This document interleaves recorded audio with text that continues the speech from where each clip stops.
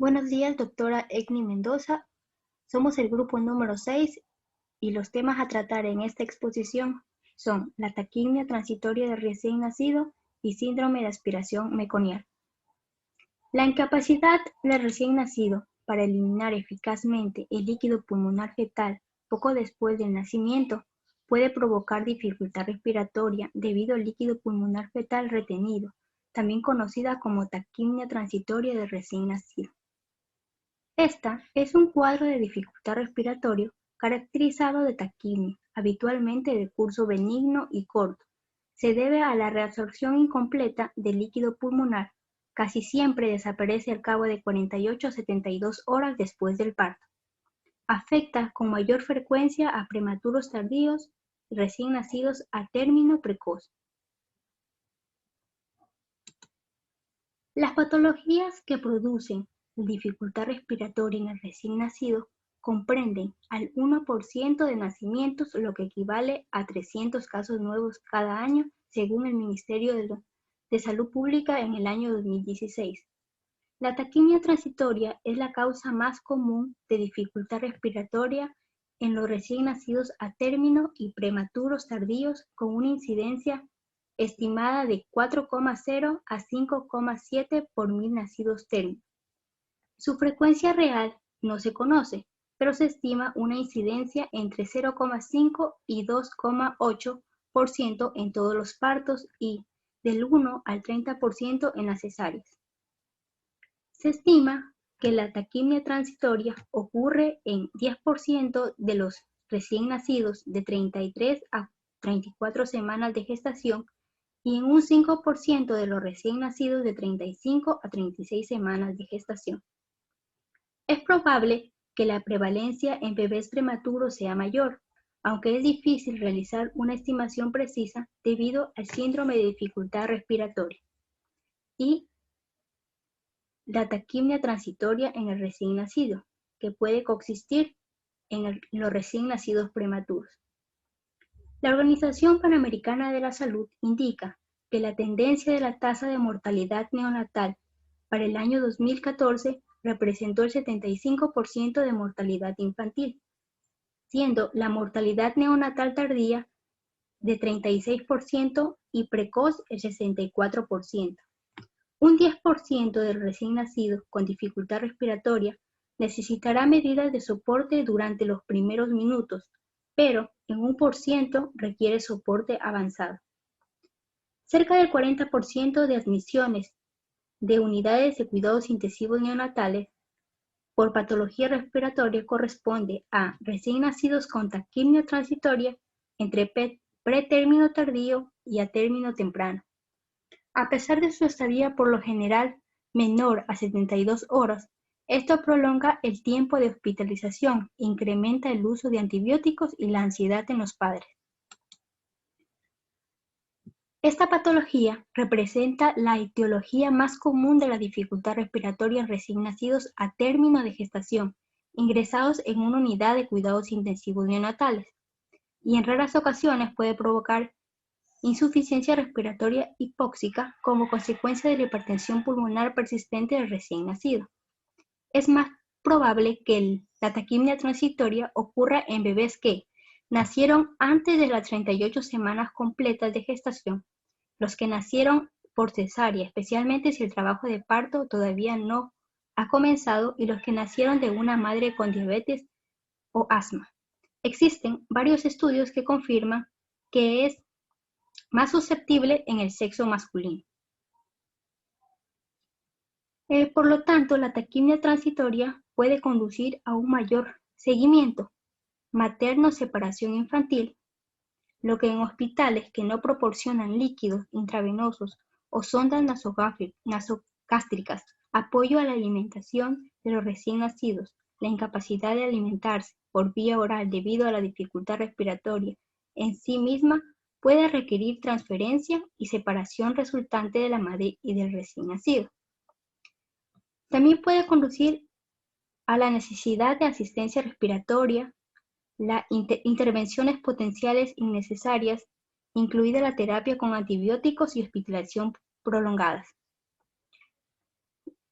La evidencia reciente sugiere que la fisiopatología asociada con la taquimia transitoria puede no deberse exclusivamente a la retención de líquido pulmonar, sino también como resultado de la presencia de mayores volúmenes de líquido pulmonar al inicio de la respiración después del nacimiento. La falla en la eliminación adecuada de líquido pulmonar al nacer provoca, al momento del nacimiento, un deterioro del mecanismo. En el artículo científico de tema Avances recientes de la fisiopatología y manejo transitorio publicado en el año 2020 menciona cómo ocurre la retención de líquidos en la vía respiratoria y función de la respiración. Pues bien, los pulmones llenos de líquido fetal no participan en el intercambio de gases, pero el volumen pulmonar se aproxima a la capacidad residual funcional del pulmón lleno de aire y después del nacimiento. Después de la liberación de la cabeza y la respiración de aire, la presión de la inspiración crea un diferencial de presión que promueve que el líquido de las vías respiratorias se mueva hacia el tejido pulmonar, lo que puede elevar la presión intersticial, lo que significa que una presión intersticial alta al final de la expiración puede devolver el líquido a los alvéolos. Un factor de riesgo es aquello que incrementa su probabilidad de contraer una enfermedad o la condición. Los siguientes factores incrementan el riesgo del recién nacido para desarrollar taquimia transitoria. Se ha demostrado que los antecedentes maternos de asma, hipertensión, diabetes gestacional se asocian con mayor riesgo a desarrollar esta patología. Los factores de riesgo fetal incluyen asfixia perinatal, cesárea, sexo masculino, historia de familiar de asma, diabetes materna, menor edad gestacional y macrostomías. Dado los factores de riesgo prenatal están muy extendidos, la mayoría de los recién nacidos con riesgo de desarrollar taquimia transitoria nacen en hospitales sin un nivel más alto de atención de las unidades de cuidados intensivos neonatales disponibles. Dados los recursos limitados, los recién nacidos con taquimia transitoria que requieren asistencia respiratoria a menudo deben ser transferidos a un nivel de atención más alto, lo que corresponde a la separación de la madre y su recién nacido. La disponibilidad de la terapia para mejorar el curso natural de la taquimia transitoria permite reducir la necesidad de soporte respiratorio y la necesidad de cuidados intensivos. Las manifestaciones clínicas. Usualmente se presenta entre las primeras 6 horas de vida. Esta patología se va a caracterizar por un inicio precoz de taquipnea mayor a 60 respiraciones por minuto, que frecuentemente con una frecuencia respiratoria de 80 a 100 respiraciones por minuto.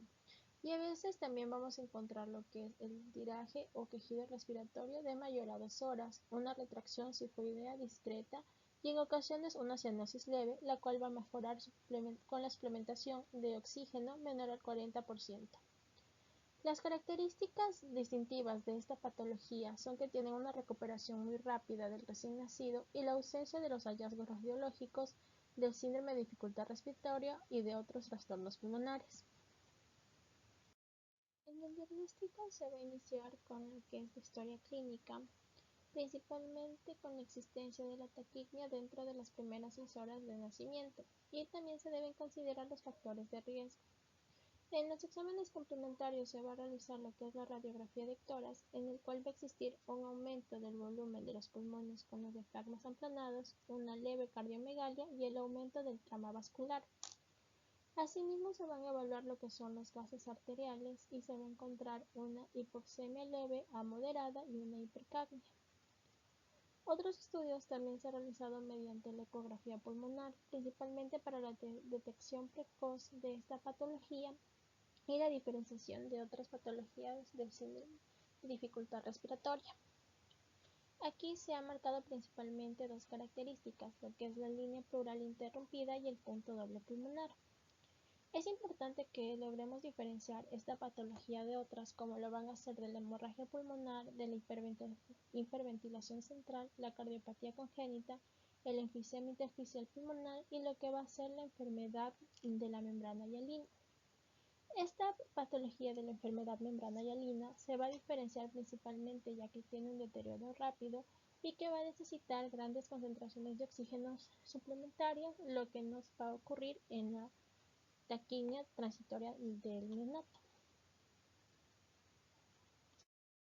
Para el diagnóstico también es importante realizar una valoración mediante la escala de Silverman-Anderson, ya que esto nos va a permitir determinar el pronóstico del estado respiratorio y también hacer intervenciones en los casos que lo requieran. Esta escala va a ser evaluada sobre 10 puntos y se van a evaluar los signos de los movimientos toracoabdominales, el triaje intercostal, la retracción sifoidea, el aleteo nasal y el quejido respiratorio. Para tener una dificultad respiratoria leve, los valores tienen que ir entre 1 y 3, moderada 4 y 6 y severa cuando va a tener 7 y 10.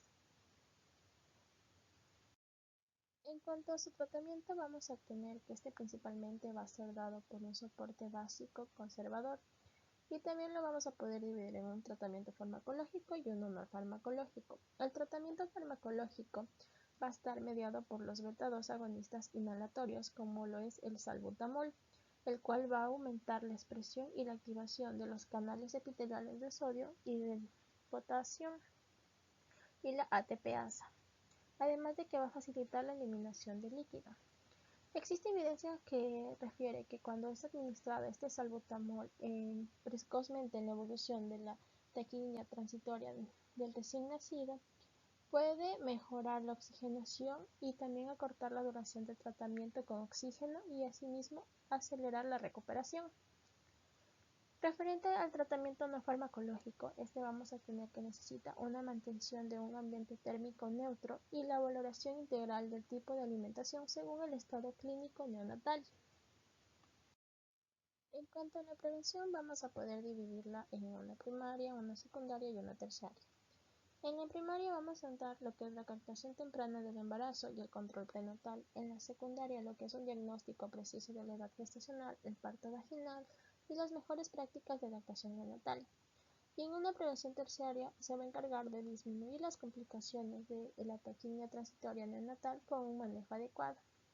En cuanto a las complicaciones, como esta va a ser una patología de rápida recuperación, no vamos a encontrar muy frecuentemente complicaciones, pero en raras ocasiones se puede dar lo que es una neumonía.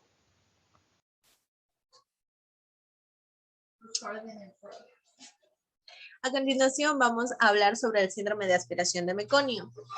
El síndrome de aspiración de meconio, conocidos por sus siglas en inglés como MAS, como vemos en la parte de aquí, o en español SAM, que sería SAM. Entonces, ¿qué es? Es la dificultad respiratoria neonatal que ocurre en un recién nacido. Cuando el meconio tiñe el líquido amniótico, se va a denominar con las siglas MAS-F, como vemos en la parte de aquí. El MAS es una causa común de dificultad respiratoria neonatal que generalmente o mayoritariamente se da en recién nacidos a término y posmadurez. En los pretérminos no es muy común. Sin embargo, no significa que no se dé. ¿Qué es el meconio? El meconio es la materia fecal más temprana de un recién nacido y puede dar un espectro de manifestaciones bastante amplia que puede ir desde un leve malestar hasta una insuficiencia respiratoria grave y va a depender de muchos factores. En su etiología, pues el meconio es más oscuro y espeso y se va a formar a través de la acumulación de detritos celulares fetales como la piel, gastrointestinal, cabello y algunas secreciones. Cuando decimos que tenemos este síndrome, el síndrome de aspiración de meconio, cuando los síntomas respiratorios que presenta el recién nacido no pueden atribuirse a otra etiología. Y muchas de las causas por las que esto suele suceder es debido al estrés uterino, debido a la hipoxia o una infección que puede causar el paso temprano de meconio fetal. Por lo que no siempre que haya el SAM o MAS quiere decir que es que el líquido amniótico fue teñido con meconio. Hay otras causas.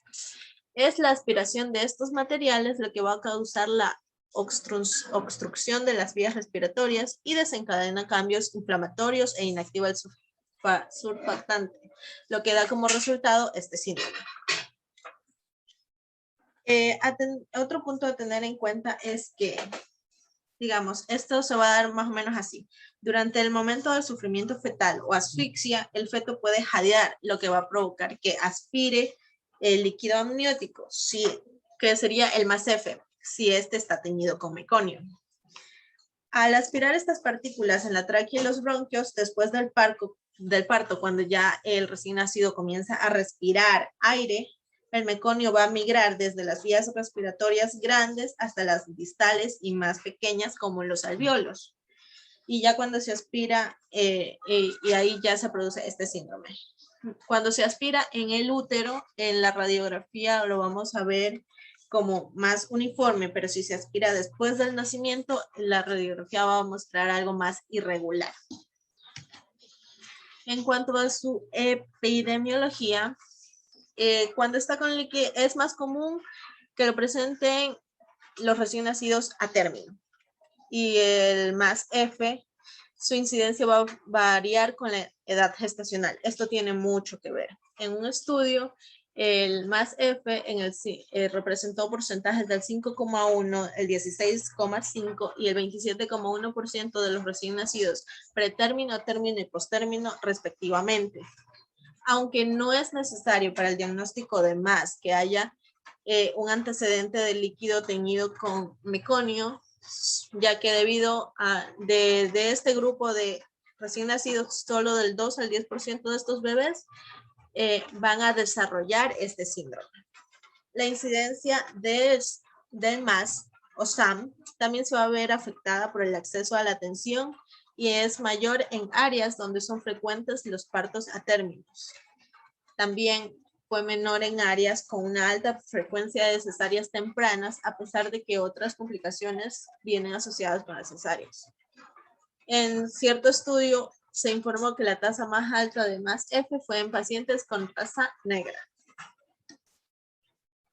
Los factores de riesgo. ¿Qué factores de riesgo pueden aumentar la incidencia de este síndrome? Pues puede ser un parto difícil, una cesárea de urgencia, por ejemplo, puede aumentar el riesgo. La edad gestacional avanzada de la madre y también cuando hay posmaduridad, es decir, se pasó ya el tiempo y el niño todavía no nace. Madre que tiene antecedentes patológicos como diabetes, hipertensión, enfermedades respiratorias o cardiopatías crónicas. También otras complicaciones relacionadas con el cordón umbilical, el escaso crecimiento intrauterino. Y en un estudio de cierto artículo del año pasado, indicó que aparte de una cesárea de urgencia, también puede ser un factor de riesgo muy importante para que se desarrolle el MAS, el tiempo de bolsa rota, cuando es mayor a 6 horas.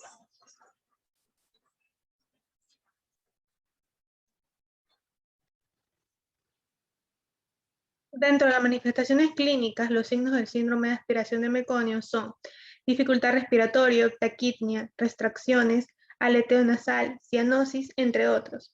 La tensión meconial puede ser visible en bucofaringe, en laringe y en tráquea. Los recién nacidos con atrapamiento aéreo pueden tener un tórax en tonel y además signos y síntomas de neumotórax o neumomediastino. Dentro de lo que es el diagnóstico de SAM se realiza en primer lugar mediante la evaluación del recién nacido con dificultad respiratoria. Además, se realiza también un hemograma, un hemocultivo, una bioquímica sanguínea, gasometría y radiografía de tórax. La sospecha clínica se confirma por medio de una radiografía de tórax. La placa radiográfica inicial puede mostrar densidades lineares similares en apariencia a la taquipnia transitoria del recién nacido. En medida que la injuria progresa, los pulmones aparecen hiperinsuflados con aplanamiento del diafragma. Densidades difusas pueden alternar con áreas de expansión. Dentro del tratamiento, el enfoque inicial es similar para todos los pacientes y comienza con identificación de los factores de riesgo y anticipación al desarrollo de la enfermedad. Los recién nacidos con riesgo de aspiración meconial deben ser monitorizados en forma estricta y proporcionar una adecuada oxigenación y ventilación. Primero, resección del paciente con líquidos amnióticos meconial. Si se observa meconio espeso al coronar la cabeza fetal, el obstetra debería aspirar la boca del neonato con una cánula de aspiración o una pera de goma. Sin embargo, un estudio multicéntrico en Argentina encontró que la aspiración intraparto de orofaringe y nasofaringe en pacientes con líquido amniótico meconial no prevenía el SALAM. 2. Intubación endotraqueal de rutina. Se encontró que el 56% de los recién nacidos teñidos en meconio tenían meconio en la tráquea y un 10% de este se hallaba debajo de las cuerdas vocales, y recomendaron la intubación traqueal de los recién nacidos teñidos de meconio para prevenir o disimular el SALAM grave. Sin embargo, es posible que este procedimiento sea complicado e innecesario en recién nacidos vigorosos. Una revisión sistémica encontró que la intubación endotraqueal de rutina en recién nacidos a términos vigorosos y teñidos de meconio no ha mostrado ser superior a la reanimación de rutina que incluye la aspiración orofaríngea. Se recomienda solo intubar y aspirar la tráquea en recién nacidos no vigorosos. 3. Oxigenoterapia. Aproximadamente el 30% de los recién nacidos con síndrome de aspiración meconial requieren ventilación mecánica. Su indicación es hipoxemia severa o hipercarbia severa. En pacientes con hipertensión pulmonar persistente se debe usar una ventilación suave en el manejo inicial. 4. Esteroides. Se supone que el SALAM se asocia a una neumonitis química causada por la bilis, los ácidos biliares y las secreciones pancreáticas que contiene el meconio. Por lo tanto, se ha planteado la hipótesis de que los corticoides pueden ser beneficiosos para el tratamiento de esta enfermedad por efecto de sus propiedades antiinflamatorias. 5. Surfactante. Otra revisión con 2 ensayos clínicos randomizados encontró que en niños con SALAM la administración de surfactante puede reducir la severidad de la enfermedad respiratoria y disminuir el número de niños con fallo respiratorio progresivo, que requieren apoyo con oxigenación por membrana extracorpórea. La eficacia relativa de la terapia de surfactante comparada con o junto a otros enfoques de tratamiento, incluyendo óxido nítrico inhalado, ventilación líquida y ventilación alta frecuencia, permanecen aún sin probar. Dentro de lo que es la prevención, un estudio encontró en la práctica obstétrica que más impacto tiene en la reducción de SALAM es la disminución de embarazos posttérmino. La supervivencia continua de la saturación fetal de oxígeno y ritmo cardíaco puede mejorar con exactitud en la evaluación del bienestar fetal y permitir manejar con más seguridad en embarazos con signos de alarma, especialmente ante la presencia del líquido amniótico meconial. La AMO-infusión consiste en la introducción de una solución fisiológica estéril en el interior del útero, con el objetivo de aumentar el volumen de líquido intrauterino o diluir sustancias potencialmente patógenas. La AI puede realizarse por vía transcervical o transabdominal. Cuando se realiza antes del inicio del parto, la vía de elección suele ser la abdominal, mientras que durante el parto se prefiere el acceso transcervical.